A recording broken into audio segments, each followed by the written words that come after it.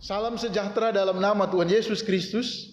Kita berjumpa lagi hari ini, Minggu 14 Juni 2020. Bagian firman Tuhan yang hendak menjadi perenungan kita saat ini dari Yeskiel pasal 37 ayat 1 sampai 14. Saya akan membaca dari ayat 11 saja sampai 14. Sebelumnya mari kita berdoa. Bapa di surga, kami membutuhkan firman-Mu untuk mempedomani kami dalam menghadapi begitu banyak situasi yang terus berubah belakangan ini. Dan kami percaya bahwa firman-Mu adalah hidup dan benar, sanggup membangkitkan kekuatan dan pengharapan baru dari waktu ke waktu. Berfirmanlah bagi kami semua, dalam nama Tuhan Yesus, firman Allah yang hidup dan benar. Amin. Firman Tuhan berkata-kata sebagai berikut. Firman-Nya kepadaku, hai anak manusia, tulang-tulang ini adalah seluruh kaum Israel.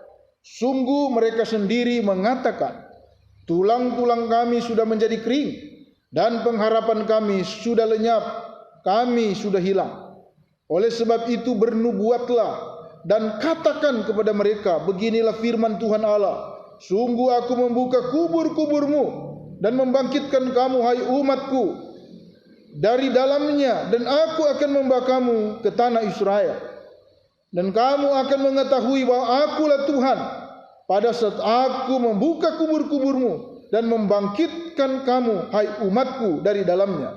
Aku akan memberikan rohku ke dalammu sehingga kamu hidup kembali, dan aku akan membiarkan kamu tinggal di tanahmu, dan kamu akan mengetahui bahwa aku Tuhan yang mengatakannya dan membuatnya. Demikianlah firman Tuhan.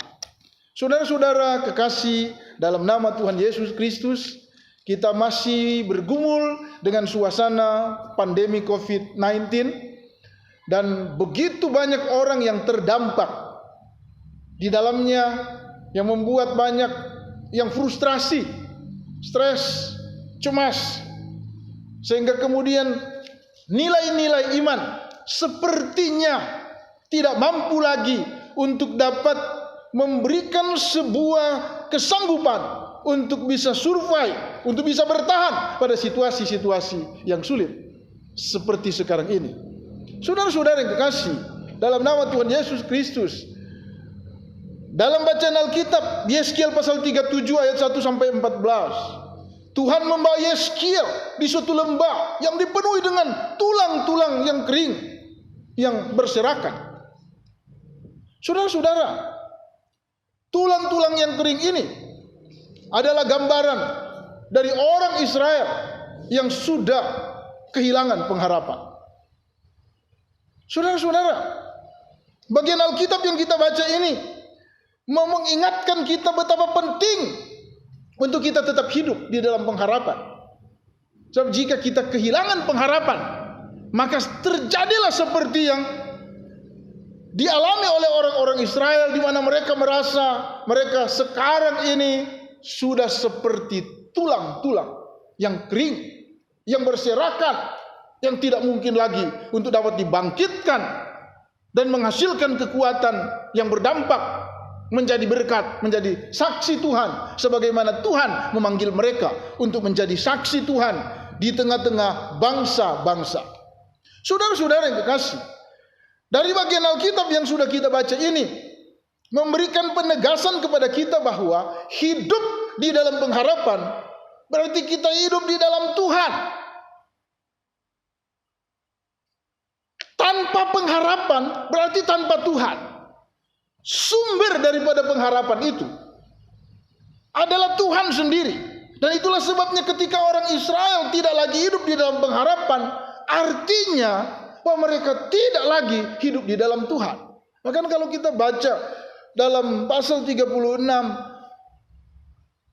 bahwa mereka bukan saja kehilangan pengharapan, bukan saja mereka kehilangan persekutuan dengan Tuhan, tetapi mereka bahkan menajiskan nama Tuhan. Dan itulah sebabnya Tuhan menghukum mereka dan membawa mereka dalam pembuangan di Babel. Konsekuensi dari kehidupan umat Allah yang tidak lagi hidup dalam pengharapan adalah mereka merasa bahwa mereka seperti tulang-tulang yang sudah sangat kering.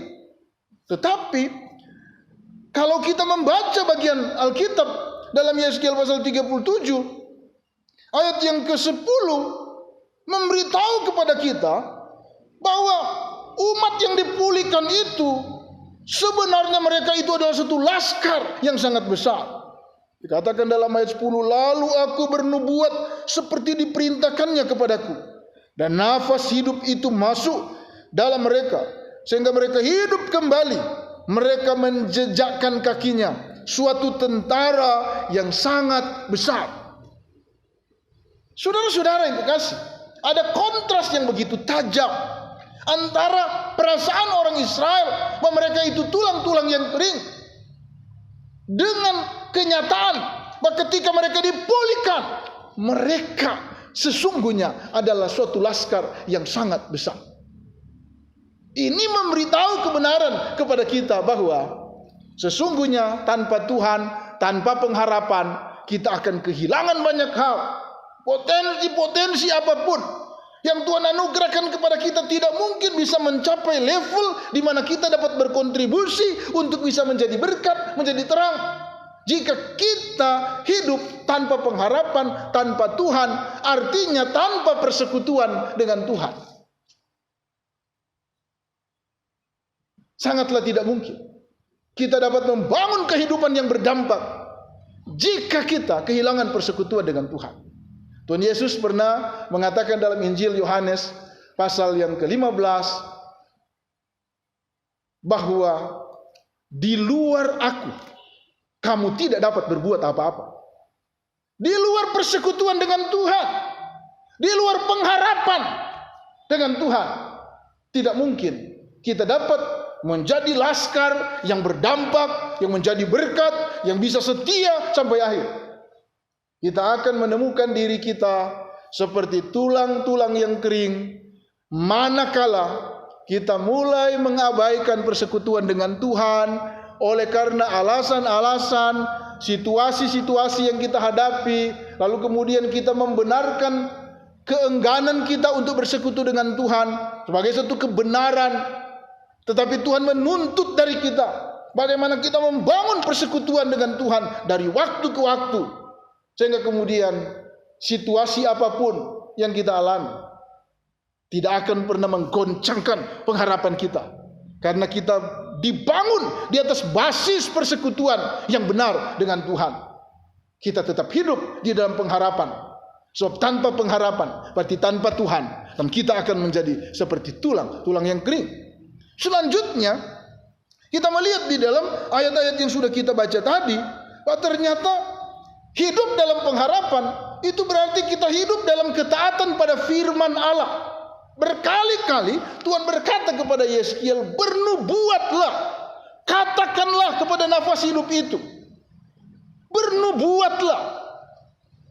Ini memberitahu kebenaran kepada kita bahwa kekuatan firman Allah itu begitu dahsyat. Sejak dunia ini diciptakan, berfirmanlah Allah, jadilah terang, maka terang itu jadi. Berfirmanlah Allah, jadilah, maka jadilah segala sesuatu yang diucapkan oleh firman Tuhan itu.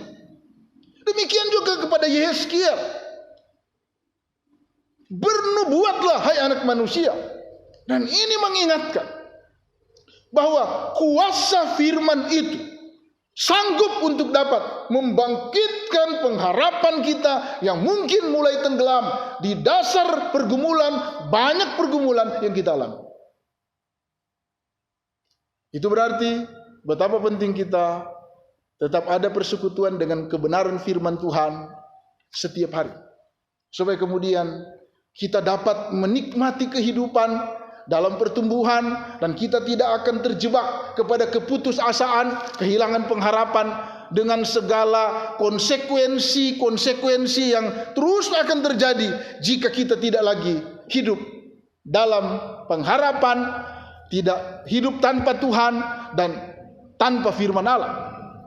Dan selanjutnya dalam ayat yang ke-14 yang sudah kita baca tadi, dia katakan, aku akan memberikan rohku ke dalammu sehingga kamu hidup kembali, dan aku akan membiarkan kamu tinggal di tanahmu. Jadi hidup dalam pengharapan berarti kita hidup di dalam Tuhan, tapi juga yang kedua hidup di dalam firman-Nya, tapi juga yang ketiga hidup di dalam pengendalian Roh Kudus. Sehingga dia katakan, aku akan memberikan rohku kepadamu, rohku ke dalam batinmu. Masih dalam minggu-minggu Pentakosta ini, peringatan tentang pencurahan Roh Kudus mau mengingatkan kita bahwa ketika Roh Kudus dicurahkan di dalam hidup kita, disitulah kita mendapatkan kekuatan untuk menjadi saksi. Hidup dalam pengharapan berarti kita mau menjadi saksi Kristus yang sejati. Dan tidak mungkin kita bisa menjadi saksi Kristus yang sejati jika tanpa dikendalikan sepenuhnya oleh kuasa Roh Kudus.